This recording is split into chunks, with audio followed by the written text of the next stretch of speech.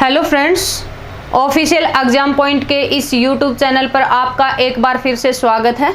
आज हम मोहम्मद गौरी के बारे में पढ़ेंगे। मोहम्मद गौरी कौन था, कहाँ से आया था और ये भारत के ऊपर आक्रमण किए, इसने वो आक्रमण क्यों करना चाहता था, इसके बारे में सारी बातें आज इस वीडियो के अंदर अच्छे से कंप्लीट करेंगे। अब इसके अंदर आपको वो बातें भी बताऊंगी जो पेपर की दृष्टि से है ना, मतलब कौन कौन से पेपर के अंदर यहाँ से क्वेश्चन पूछे जाते हैं, सीट हरियाणा सीईटी या फिर रीट के अंदर यहाँ से क्वेश्चन जो आएंगे वो कौन से क्वेश्चन यहाँ से बन सकते हैं।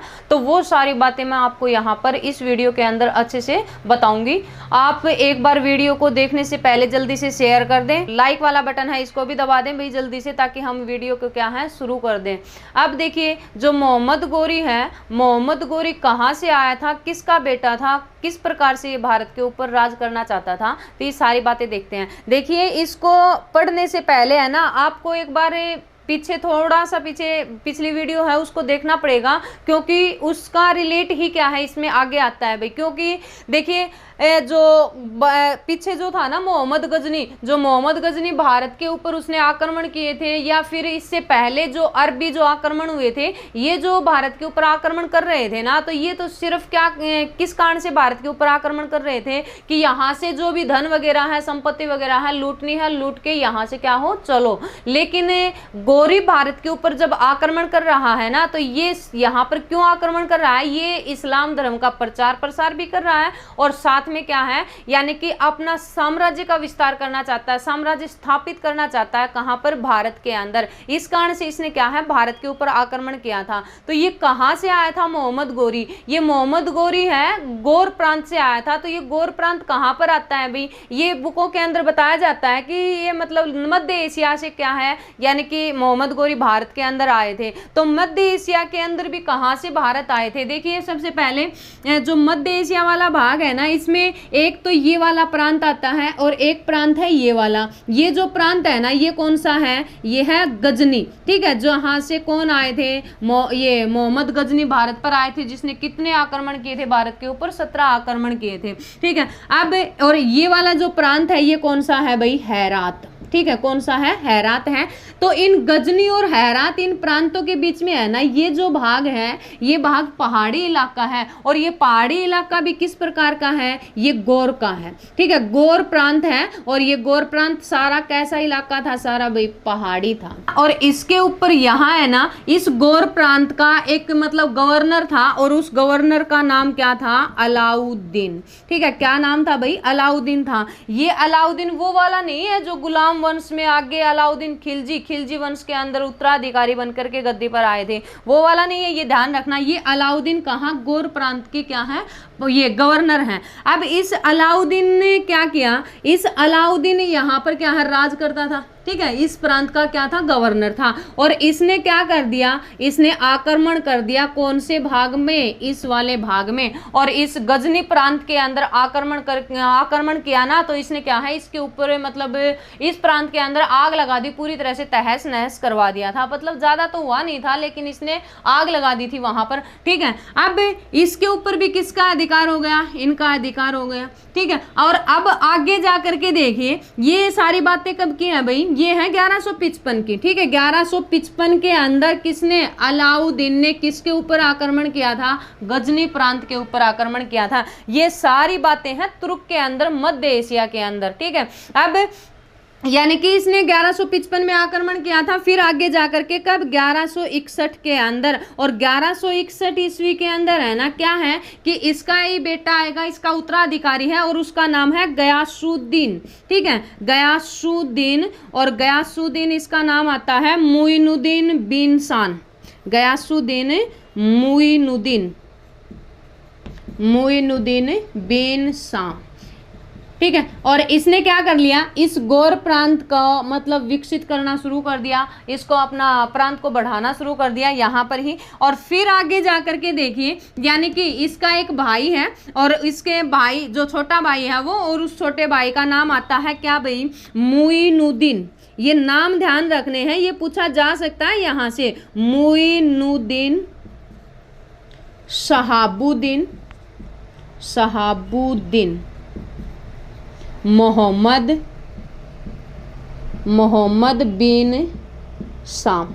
ठीक है, कौन है, यानी कि किसका भाई है ये, गयासुद्दीन मोइनुद्दीन का छोटा भाई, और उसका नाम क्या आता है, मोइनुद्दीन शहाबुद्दीन मोहम्मद बिन साम। और यही मोइनुद्दीन मोहम्मद बिन साम आगे जा करके क्या बनेगा, मोहम्मद गोरी बनेगा, और मोहम्मद गोरी बन करके क्या है, भारत के ऊपर क्या करेगा, आक्रमण करेगा। तो ये थोड़ा सा क्या है, इसका बैकग्राउंड हमें देखना था कि कहाँ से आया था, ये किस प्रकार से था। तो अब देखिए, यानी कि गयासुद्दीन ने क्या कर दिया, गयासुद्दीन ने अपने भाई को उत्तराधिकारी बना दिया, और भाई ने उत्तराधिकारी बनने के बाद इसके मन में जो पहले से ही था क्या, कि भारत के ऊपर क्या करना, साम्राज्य विस्तार करना, साम्राज्य करना, यानी कि वहां पर अपने राज करना, तो ये इसके मन में आई, तो इसने क्या कर दिया, भारत के ऊपर आक्रमण किया था। अब देखो आगे, ये तो यानी कि कहाँ की बातें हैं, सारी गौर प्रांत की ही हैं, जहां पर ये अपने प्रांत के अंदर रहते थे, जो पहाड़ी इलाका था वहां की ही है। अब मोहम्मद गोरी के बारे में पढ़ेंगे। मोहम्मद गोरी ने भारत पर आक्रमण कब किया था। सबसे पहले है क्या, 1175। मोहम्मद गोरी ने पहला जो आक्रमण किया था ना, पहला आक्रमण किया कब, 1175 ईस्वी के अंदर। और 1175 ईस्वी में इसने आक्रमण किया था कौन से भाग में, मुल्तान के खिलाफ में। ठीक है, कौन सा, मुल्तान के अंदर इसने क्या किया था, आक्रमण किया था भाई। और इस आक्रमण के अंदर क्या है, मोहम्मद गोरी की क्या हो गई, जीत हो गई, यानी कि इस युद्ध के अंदर क्या है, ये जीत गया। फिर इसने दोबारा से आक्रमण किया, जोश आ गया इसके अंदर, भाई तूने मुल्तान को जीत लिया है, तो अब क्या है, अगले ही साल 1176 के अंदर इसने कहां पर आक्रमण किया, सिंध प्रांत के अंदर। ठीक है, सिंध प्रांत पर आक्रमण किया, और इसमें भी क्या है कि मोहम्मद गोरी की क्या हो गई, जीत हो गई थी। ठीक है, फिर आगे जाकर के इसने फिर आक्रमण किया, यानी कि इस तरह से इसके मन में आ गया कि मैं धीरे धीरे क्या कर रहा हूं, मतलब प्रांतों को जीत रहा हूं, तो मेरे मन में जो था कि भारत के ऊपर साम्राज्य करूं, तो वो मेरी बात क्या है, सही साबित होती जा रही है। इस कारण से इसने आगे जाकर के कब, 1178 में। ठीक है, और 1178 के अंदर इसने आक्रमण किया कौन से एरिया में, इसने अब आक्रमण किया है पाटन में। ठीक है, और ये पाटन वाला एरिया है ना, कहां आता है, गुजरात के अंदर आता है। तो इस टाइम पर यहां, ठीक है, यहां पाटन वाले इस भाग में इसने आक्रमण किया ना, तो यहां का शासक कौन था, तो यहां के शासक आते हैं भाई भीमपाल। ठीक है, भीम सेकंड क्या है, यहाँ के क्या थे, शासक थे। अब इस भीम की क्या है कि विधवा माता है, मतलब इसके पिताजी के एक्सपायर हो गए थे, मृत्यु हो गई थी, इसकी माता है, और इस माता का नाम है नयिका। ठीक है, क्या है, नयिका देवी। किसकी माता है ये, भीम सेकंड की माता है। देखिए, पहला आक्रमण मोहम्मद गोरी ने कब किया, 1175 में, कहां पर किया, मुल्तान के ऊपर। ठीक है, जीत गया इसके अंदर। दूसरा आक्रमण 1176 ईस्वी में, किसके खिलाफ में, सिंध प्रांत पर, इसमें भी क्या हो गया, जीत गया। फिर इसने क्या है, आगे जाकर के 1178 ईस्वी में आक्रमण गुजरात में, कौन सा, पाटन, वहां का शासक कौन था, भीम सेकंड। भीम सेकंड की माता क्या का नाम क्या है, नयिका देवी। अब भीम सेकंड ने क्या है, भीम सेकंड अपनी माता के पास में गया और अपनी माता से कहा कि माता, मतलब देखिए, पहले भारत के ऊपर या अपने प्रांत वाले एरिया में, यानी कि किसने, गजनी ने आक्रमण किए थे, अब कौन कर रहा है, अब आक्रमण कर रहा है गोरी। तो यानी कि इस प्रकार से हम कितने दिन बर्दाश्त करते रहेंगे। तब इसकी माता ने कहा कि कोई बात नहीं, अब की बार क्या है कि मैं चलूंगी तेरे साथ युद्ध के अंदर। तो यानी कि जब मोहम्मद गोरी ने क्या है 1878 में पाटन के ऊपर जब आक्रमण यानी कि किया था, आक्रमण किया था, तो उस टाइम पर भीम सेकंड की सेना का नेतृत्व किसने किया था, तो एक महिला ने किया था, भीम सेकंड की माता ने किया था, और उस माता का नाम क्या है, नयिका देवी। ठीक है, किसने किया था, नयिका देवी ने इसका नेतृत्व किया था। यानी कि मोहम्मद गोरी का सामना किसने किया था, तो मोहम्मद गोरी का सामना किया था नयिका देवी ने। और इस युद्ध के अंदर मोहम्मद गोरी है ना, गोरी की इतनी बुरी हार हुई थी, मतलब वो अपने उसको क्या है कि अपने छठी का दूध याद आ गया था। ठीक है, इतनी बुरी उसकी क्या हुई थी, यहाँ पर हार हुई थी। लेकिन ये इस हार को क्या है, इसके दिमाग में चल रही थी, मतलब मेरा जो स्वप्न था वो मेरा क्या नहीं हो रहा है, पूरा नहीं हो रहा है। इस कारण से वो अपने अंदर ही अंदर क्या हो रहा था, मतलब अपने आप को मजबूत भी बना रहा था। ठीक है, फिर आगे जाकर के देखिए, अब ये इसके सफल आक्रमण आएंगे कहां पर, 1191 और 1192 में। और 1191 और 92 के अंदर इसने आक्रमण कहां पर किए भाई, हमारे हरियाणा वाले प्रांत के अंदर। और हरियाणा प्रांत में कौन सा, यानी कि जो करनाल के अंदर तराइन वाला जो एरिया आता है, जिसको तरावड़ी भी बोला जाता है, वहां पर इसने क्या किए हैं, आक्रमण किए हैं। अब देखिए ये दोनों ही पेपर में हरियाणा के अंदर है ना, हरियाणा का कोई भी एग्जाम होता है वहां पर पूछे जाते हैं, हरियाणा जीके के अंदर से भी ये पूछे जाते हैं कि तराइन का प्रथम युद्ध, ठीक है, तराइन का प्रथम युद्ध है वो कब हुआ था। तो तराइन का प्रथम युद्ध हुआ था कब, 1191 के अंदर। और 1191 ईस्वी में ये युद्ध किस किस के बीच में हुआ था भाई, एक साइड में तो थे कौन, मोहम्मद गोरी, और दूसरी साइड में कौन था, पृथ्वीराज चौहान। इन दोनों के बीच में ये युद्ध हुआ था। अब 1191 में इसने हरियाणा के अंदर, ठीक है ना, हरियाणा के करनाल वाले भाग में तराइन के अंदर इसने ये युद्ध किया था ना। इस युद्ध के अंदर जीत किसकी हुई थी, इस युद्ध में हमारे भारतीय शासक कौन, पृथ्वीराज चौहान क्या हो गए थे, जीत गए थे। अब ये क्या है, यानी कि इसको वापस भागना पड़ा था, ठीक है। अब इसमें हार गया तो क्या करेगा भाई, भागना तो पड़ेगा ही। अब यहाँ से क्या है, ये वापिस चले गए, लेकिन जब ये वापिस चले गए तो इसके दिमाग में यही बात थी कि मेरे को इसने हरा दिया, मेरा तो सोपन क्या है, यानी कि वो तो टूटता जा रहा है। इस कारण से इसने अपना क्या है, अपने प्रांत में रह करके अपनी सेना को मजबूत किया और सेना यानी कि युद्ध करने की तैयारी शुरू कर दी थी वहीं पर ही। अब एक बार दोबारा से देखो, यहाँ पृथ्वीराज चौहान है। पृथ्वीराज चौहान क्या है कि कन्नौज के अंदर एक रानी थी, ठीक है, राजकुमारी, रानी तो क्या राजकुमारी है, और उस राजकुमारी का नाम है संयोगिता। और इस संयोगिता का क्या कर लिया, पृथ्वीराज चौहान ने हरण कर लिया। मतलब इसके प्रेम के अंदर ये क्या है, प्रेम जाल में फंस गए थे, और इसने क्या कर लिया, मतलब जो राजा जयचंद था ना, राजा जयचंद इसका क्या नहीं करना चाहता था, इसकी शादी नहीं करने चाहते थे, किसके साथ में, पृथ्वीराज चौहान के साथ में। तब पृथ्वीराज चौहान ने क्या कर लिया, इस संयोगिता का हरण कर लिया, यहां से ले गए अपने प्रांत के अंदर, ठीक है। अब ये बात किसको हजम नहीं हुई, अब ये बात राजा जयचंद को हजम नहीं हुई। राजा जयचंद को ये बात मन ही मन क्या कर रही थी, परेशान कर रही थी। अब राजा जयचंद के मन में ये था कि मैं किसी भी प्रकार से, यानी कि मेरे को ऐसे कोई भी मतलब थोड़ा सा भी साथ मिल जाए कहीं से भी, तो मैं क्या कर दूं, पृथ्वीराज चौहान का यानी कि विनाश कर दूं, इसको समाप्त कर दूं। तो तब इसको पता चला, किसको, राजा जयचंद को, कि अब किसको हराने के लिए, पृथ्वीराज चौहान को यानी कि हराने के लिए कौन तैयारी कर रहा है, मोहम्मद गोरी दोबारा से इसके ऊपर आक्रमण करने के लिए या इसको हराने के लिए तैयारी शुरू कर रहा है। तब इसने क्या है, इसने संदेशा भेज दिया किसके पास में, मोहम्मद गोरी के पास में, कि मतलब आप इसको हराने की कोशिश कर रहे हो या इसको हराना चाहते हो तो मैं तेरा साथ दूंगा। तो दूसरा जो युद्ध हुआ था ना, पर ये तराइन का दूसरा युद्ध, और तराइन का दूसरा युद्ध भी हुआ किस किस के बीच में, इन दोनों के बीच में ही हुआ है, पृथ्वीराज चौहान और मोहम्मद गोरी के बीच में। लेकिन हुआ कब है, ये 1192 के अंदर, अगले ही साल हुआ था। अब यानी कि इसने किसने भेज दी भाई, यानी राजा जयचंद ने सूचना भेज दी किसके पास में, ये मोहम्मद गोरी के पास में। अब मोहम्मद गोरी ने कहा ठीक है, अब उसको तो मतलब और भी पक्ष मिल गया था, इस कारण से इसने क्या है, इसके ऊपर क्या कर दिया, आक्रमण किया था। अब देखो यहाँ, अब ये किसको लेकर के आ गया था यहाँ पर, संयोगिता को। अब इसके मोह जाल में क्या है ये, यानी कि दिन रात उसी के विलास में मतलब उसी के साथ में अपना टाइम क्या करता था, बिताता था। अब इसको ये पता नहीं था कि इस टाइम पर तेरे पर दोबारा से भी क्या कर सकता है, कि मोहम्मद गोरी आक्रमण कर सकता है। इस टाइम पर देखिए, इस पृथ्वीराज चौहान का है ना एक दरबारी कवि था, और उस दरबारी कवि का नाम आता है चंद्रवरदाई।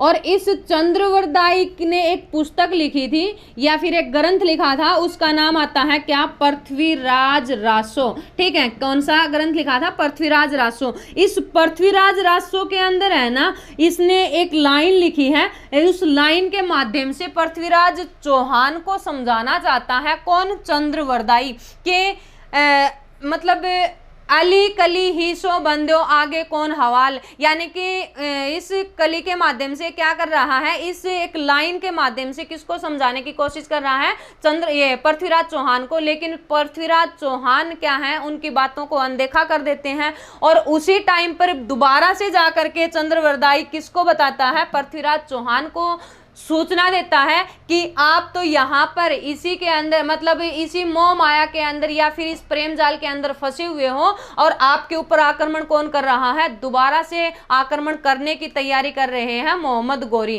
तब इसने क्या है, यानी कि अचानक से क्या कर दिया, मोहम्मद गौरी ने किसके साथ में, अब राजा जयचंद का साथ लेकर के आक्रमण कर दिया। तो ये युद्ध भी, दूसरा युद्ध भी किन के बीच में हुआ था, दोनों के बीच में। लेकिन अब की बार क्या हो गया, दूसरे युद्ध के अंदर इसने तैयारी नहीं कर रखी थी और इस कारण से क्या है, इस युद्ध के अंदर कौन है, पृथ्वीराज चौहान की क्या हो गई, हार हो गई। अब पृथ्वीराज चौहान हार गए, हारने के बाद इसको क्या कर लिया, बंदी बना लिया और बंदी बना करके इसको क्या कर दिया, कैद में डाल दिया। ठीक है, लेकिन ये बात अभी तक किसको हजम नहीं हुई, ये बात इसको अभी भी क्या है, यानी कि मन ही मन खाई जा रही थी। इसने कहा किसको, जा करके मोहम्मद गौरी को जा करके कहा कि हमारे राजा, इसकी आंखें फुड़वा दी थी भाई। ठीक है, मतलब आंखों के अंदर तीर मार दिए थे, दोनों आंखें क्या है, इसकी फोड़ दी थी। अब इसके यानी कि इसका ये हाल नहीं देखा गया किससे, चंद्रवरदाई से। तो चंद्रवरदाई ने कहां पर, मोहम्मद गौरी के पास में गया और मोहम्मद गौरी से कहा कि आपने क्या है कि मतलब हमारे राजा की आंखें फोड़ दी तो इससे कुछ नहीं होगा, मतलब हमारे राजा क्या है कि आपको अभी भी हरा सकते हैं। वो मोहम्मद गौरी ने कहा कि ये कैसे हरा सकते हैं ये मेरे को, तो इसने कहा कि शब्द वेदी बाण से हरा सकते हैं। अब शब्द वेदी बाण की जब बात आई ना, तो उस टाइम पर इसने कहा कि ठीक है भाई, बुलाओ पृथ्वीराज चौहान को बुला लीजिए, मतलब ये आपके मन में है कि वो मेरे को हरा सकते हैं, तो ये बात अपने मन की, इसकी इस इच्छा को भी आप क्या कर सकते हो, यानी कि पूरी कर लीजिए। तब पृथ्वीराज चौहान को दरबार में लाया गया और दरबार में लाने के बाद क्या है, यानी कि मोहम्मद गौरी क्या कहाँ पर बैठे हुए थे, यानी कि गद्दी के ऊपर बैठे हुए थे और पृथ्वीराज चौहान को उनके सामने बैठा दिया। अब किसने कहा, अब चंद्रवरदाई ने फिर दोबारा से, यानी कि इसको मतलब जो दूत वगैरह थे या सेना वगैरह थी, उन्होंने कहा कि चलो ठीक है, अब आप मतलब युद्ध वगैरह करवाओ इनसे। तो इब यानी कि किसने, चंद्रवरदाई ने क्या कहा कि मतलब दूसरे के कहने से मेरे मतलब जो राजा हैं वो ऐसे शब्द वेदी बाण के द्वारा आक्रमण नहीं करेंगे, अगर राजा कहेगा ना तब जाकर के क्या है ये आक्रमण करेंगे। उस टाइम पर यानी कि किसने, मोहम्मद गौरी ने कहा ठीक है भाई कीजिए आप आक्रमण। ठीक है, तो उस टाइम पर चंद्रवरदाई बोले किसको, पृथ्वीराज चौहान को। एक लाइन बोली थी, वैसे तो मतलब बोला जाता है कि जो पृथ्वीराज, ये मोहम्मद गौरी थे ना, मोहम्मद गौरी की तो मृत्यु कब 1206 के अंदर हुई थी और 1206 में जब खोखरा जनजाति के साथ में ये युद्ध लड़ रहे थे ना, उस टाइम पर क्या है इसकी क्या हुई थी, मृत्यु हुई थी। लेकिन कौन बताता है, यही बताते हैं चंद्रवरदाई कि भाई इसने इस पुस्तक के अंदर लिखा था कि जो मोहम्मद गौरी है इसकी गौरी की मृत्यु क्या है ऐसे हुई थी और पृथ्वीराज चौहान क्या बाद में ऐसे मरे थे। तो इसके अंदर क्या बोले थे इन्होंने, एक लाइन बोली थी यहाँ पर, ठीक है, 4 बांस, ठीक है, 4 बांस 24 गज अंगुल अष्ट प्रमाण और ता पर बैठे सुल्तान चूकनती चौहान। और उसी टाइम पर क्या कर दिया, यानी कि ये लाइन बोलते ही पृथ्वीराज चौहान ने और मोहम्मद गौरी के ऊपर यानी कि क्या कर दिया, बाण चला दिया और उससे क्या हो गई, यानी कि मोहम्मद गौरी की मृत्यु हो गई। लेकिन इसके बारे में है ना इतिहास के अंदर वैसे इसका वर्णन नहीं मिलता, सिर्फ कहाँ वर्णन मिलता है इस बात का, पृथ्वीराज रासो जो चंद्रवरदाई ने लिखी थी उसके अंदर ही मिलता है भाई। और बाद में क्या है, चंद्रवरदाई ने क्या किया, चंद्रवरदाई ने पहले पृथ्वीराज को मार दिया और फिर क्या है अपने आप को भी क्या कर लिया, इसने अपने आप की भी हत्या कर ली। इस प्रकार से इस यानी कि ग्रंथ के अंदर बताया जाता है। अब देखिए अब आगे जाकर के क्या है, यानी कि ये तो 2 युद्ध थे, किससे संबंधित थे, तराइन का पहला युद्ध और तराइन का दूसरा युद्ध। फिर आगे जा करके अब इस युद्ध में है ना, जो तराइन का जो दूसरा युद्ध था, इस युद्ध में क्या हो गया, मोहम्मद गौरी जीत गया था। अब जीतने के बाद यानी कि साथ देने वाले कौन थे, राजा जयचंद थे। अब यानी कि इसने ये साम्राज्य तो सारा जीत लिया था, फिर इसने क्या है आगे जाकर के 1194 में और किसके खिलाफ में आक्रमण कर दिया या युद्ध किया भाई, और वो किया राजा जयचंद के खिलाफ में, ठीक है। और ये युद्ध था कौन सा? चंदावर का युद्ध। चंदावर का युद्ध हुआ कब था? तो चंदावर का युद्ध 1194 में किस किस के बीच में हुआ था? मोहम्मद गौरी, एक साइड में तो गौरी थे और दूसरी साइड में कौन आते हैं? जयचंद, राजा जयचंद। और इस युद्ध में राजा जयचंद की भी क्या हो गई? हार हो गई थी। और बाद में यानी कि इसने जब चंदावर पर आक्रमण किया ना, उस टाइम पर राजा जयचंद को अपने किए के ऊपर क्या हुआ था? पश्चाताप हुआ था कि मैंने तो अपनों के साथ में ही यानी कि क्या किया? अपनों के खिलाफ में युद्ध करवा करके मैंने अपनी ही क्या कर ली? अपनी जान को मतलब उसके अंदर दुश्मनी के आधार पर अपने आप को ही मुसीबत में फंसा दिया है। तो ये बातें कब आगे जा करके उसको पश्चाताप हुआ था, लेकिन अब पश्चाताप करने से क्या फायदा है जब उसने क्या कर दिया? चंदावर के युद्ध के अंदर राजा जयचंद को मार ही दिया। तो इसकी क्या कर दी? राजा जयचंद की हत्या कर दी भाई। कब? 1194 में। कौन से युद्ध के अंदर? चंदावर का जो युद्ध हुआ था इसके अंदर। अब यानी कि इसी तरह से क्या है कि मोहम्मद गौरी ने भारत के ऊपर और भी बहुत सारे आक्रमण किए थे, छोटे मोटे प्रांत जीते थे। लेकिन अब देखिए, अब ये जो मोहम्मद गौरी है ना, भारत आया था, और भारत आया ना तो अपने साथ में क्या लेकर आया था? एक तो भाई 4 गुलाम लेकर के आया था। और 4 गुलाम वो थे कौन कौन? उनमें से है ना, जो 4 गुलाम थे ना, उन 4 गुलामों में एक गुलाम का नाम आता है जो आगे जाकर के क्या है? दिल्ली की गद्दी के ऊपर राज करेगा। तो वो कौन था? कुतुबुद्दीन ऐबक। यानी कि जैसे ही कुतुबुद्दीन ऐबक, वैसे तो ये इसका सेनापति ही था, लेकिन सेनापति तो था, ये इसका गुलाम भी था भाई। इसको क्या किया गया था? खरीदा गया था। तो ये कुतुबुद्दीन ऐबक किसके साथ भारत आया था? कुतुबुद्दीन ऐबक भारत आए थे मोहम्मद गौरी के साथ में, ठीक है। और इसी के साथ में एक और व्यक्ति भारत आया था, और उस व्यक्ति का नाम आता है क्या? ख्वाजा, ठीक है। ख्वाजा मुइनुद्दीन चिश्ती। ये भी क्या है? भारत आए थे किसके साथ में? मोहम्मद गौरी के साथ में ही। अब ख्वाजा मुइनुद्दीन भारत मोहम्मद गौरी के साथ में तो आए थे, लेकिन ये भारत क्यों आया था? इसने क्या किया था? ये चिश्ती संप्रदाय की स्थापना की थी इसने यहाँ पर भारत के अंदर, चिश्ती संप्रदाय।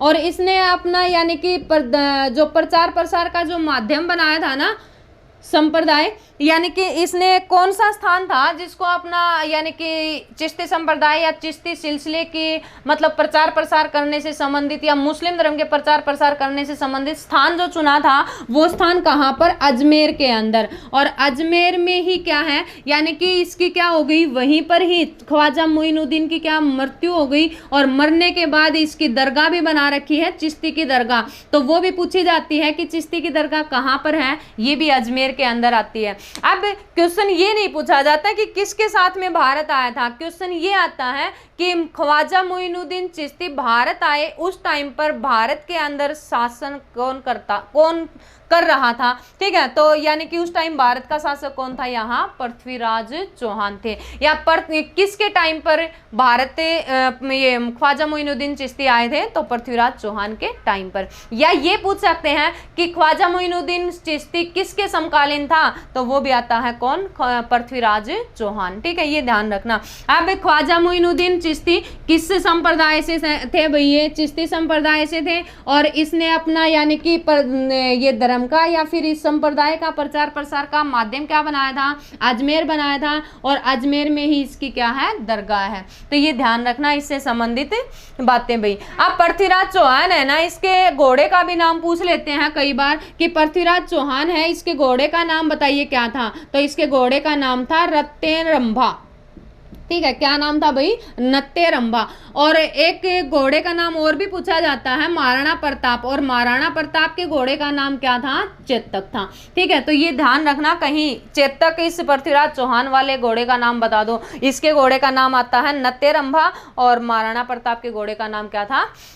चेतक था। अब आगे देखिए कुतुबुद्दीन ऐबक क्या है, इसकी सेना का सेनापति था ना, ठीक है, और सेनापति इसकी सेना का नेतृत्व भी कर रहा था और साथ में क्या था, गुलाम भी था। अब आगे जाकर के कब भाई 1206 के अंदर, और 1206 में इसने दोबारा से क्या है, भारत के ऊपर यानी कि आक्रमण किया या फिर भारत के ऊपर राज करने की कोशिश की। तो उस टाइम पर इसने विद्रोह किया था और किसके साथ में, यानी कि खोखरा, एक खोखरा जनजाति आती है, इस खोखरा जनजाति के विरुद्ध में इसने क्या है, आक्रमण किया। और इस खोखरा जनजाति ने इसकी इतनी बुरी, मतलब बुरी तरह से इसको हराया कि क्या है कि आगे जाकर के इसकी उस स्थान पर क्या हो गई, मृत्यु हो गई 1206 के अंदर, यानी कि इसकी मृत्यु हो गई। मरने के बाद या मरने से पहले इसने अपना सारा साम्राज्य किसको दे दिया था, ऐबक को दे दिया था। लेकिन जब इसकी मृत्यु हुई, मरने के बाद कुतुबुद्दीन ऐबक ने हमारे दिल्ली के ऊपर राज किया ना, और यहाँ पर इन्होंने क्या अपने वंश की स्थापना कर दी। और यहाँ ये गुलाम था ना, तो गुलाम के कारण से इसने वंश का नाम भी क्या रख दिया, गुलाम वंश। ठीक है, कौन सा नाम रखा भाई, इसने गुलाम वंश नाम रखा। तो गुलाम वंश की स्थापना दिल्ली की गद्दी पर और करने वाले व्यक्ति कौन थे, कुतुबुद्दीन ऐबक थे। अब गुलामों को क्या कहा जाता है, गुलामों को मामूलक भी बोलते हैं भाई। ये पेपर में भी पूछा गया था, हरियाणा के अंदर जो हरियाणा पुलिस वाला जो पेपर था ना, उसके अंदर क्वेश्चन था कि मामूलक किसको कहा जाता है या मामूलक की स्थापना किसने की थी, तो कुतुबुद्दीन ऐबक ने की थी। ये सारी बातें नेक्स्ट वीडियो के अंदर, यानी कि गुलाम वंश के बारे में, 1206 में ये गद्दी पर बैठा था और कब तक इसने शासन किया था, इसका गुलाम कौन था, ये सारी बातें नेक्स्ट वीडियो के अंदर अच्छे से कंप्लीट करेंगे। वीडियो अच्छी लगे तो ज्यादा से ज्यादा शेयर करें भी और लाइक भी करें, ताकि हमें क्या है कि ये आपसे मोटिवेट मिल सके और हम ज्यादा से ज्यादा वीडियो आपके सामने ला सकें। ठीक है, थैंक यू।